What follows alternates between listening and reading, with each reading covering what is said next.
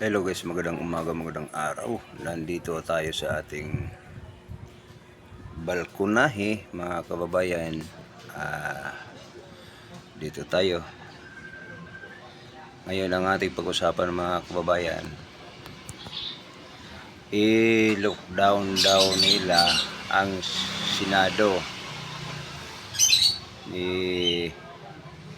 Kasi ngayong araw ang 18 Marines nga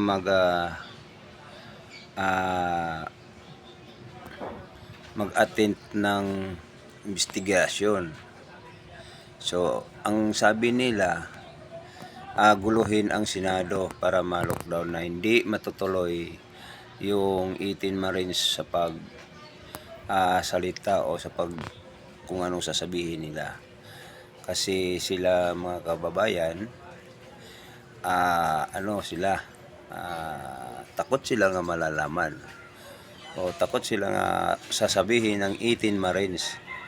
Bakit? Kasi takot sila mga kababayan dahil sila ang sangkot sa nakawa ng pira o malita iskandal. Yung sinasabi nila nga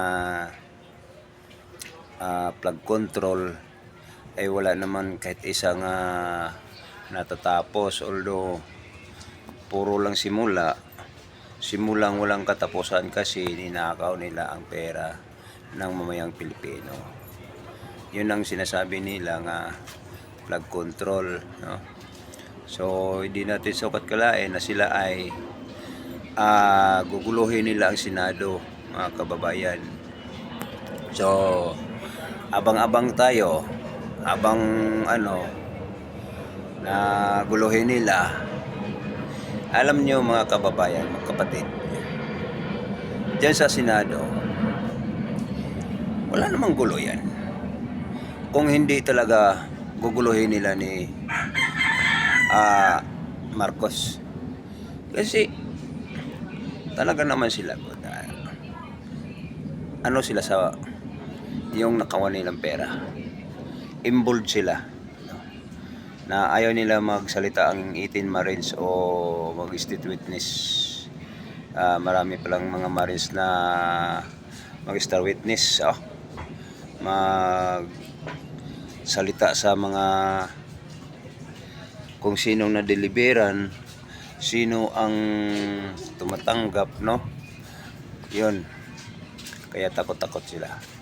Kaya todo effort ang mga senador nga sangkot sa nakawan ng pira sa malitang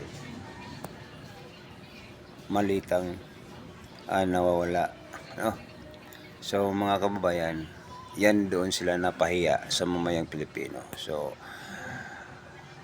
sabihin lang natin dito, huwag kayong mahiya kasi sinasadya nyo yan, no? Mukhang pera kayo. Ito si Elwin Tulfo,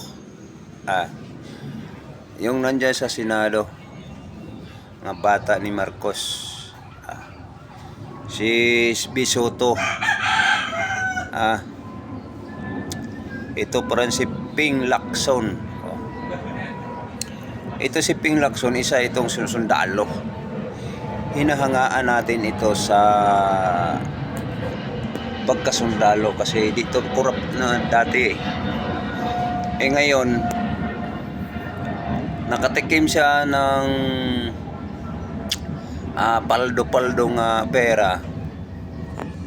Yun, namihasa, no? Todo effort na siya. Hoy, mga klokoy kayo dyan sa Senado. Huwag ka naman kayong ganon. Nag-aagawan kayo sa Senado dyan kung sino ang matibay. Akala nyo matibay kayo dyan. Para lang kayong si matibag. Matitibag yan kayo lang lahat dyan. Ito si matibag na, todo effort na sa mga plano. So hanggang dito lang tayo.